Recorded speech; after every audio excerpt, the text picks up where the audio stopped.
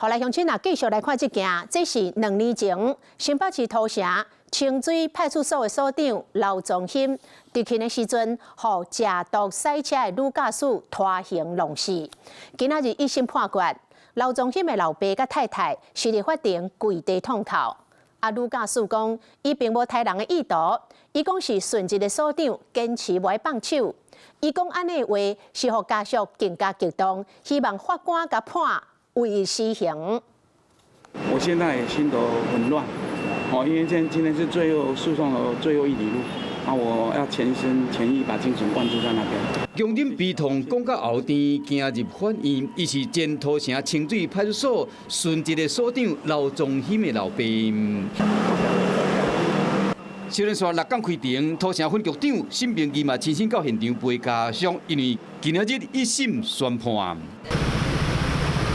2024年，顺直的所长刘宗兴要查问一个姓陈的女毒贩，因为对方拒绝检查，想要逃走，所长班车窗无防备，拖去弄尸港荷兰身亡。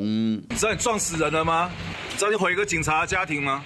食毒赛车弄死人，佫想要逃走，就是这个姓陈的小姐，当时已经有身啊。互人赶的时，佫捌甲监所人员讲，伊袂感觉艰苦。电话讲是所长要甲抄批包，伊拒绝，互刁难。甚至讲当时有家属。因为被扭手才会失控，当作讲所长会放手，无拍算要杀人，甚至有写经文，想要甲被害家属会死的。不过家属讲，这就是杀人案。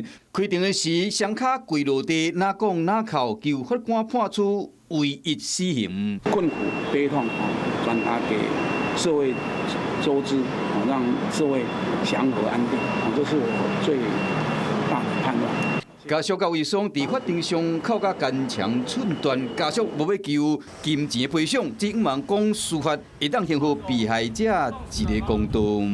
Hello， 我是张新文，想要抢先掌握最及时的新闻资讯吗？赶快订阅、按赞、开启小铃铛，锁定华视新闻 YouTube 频道。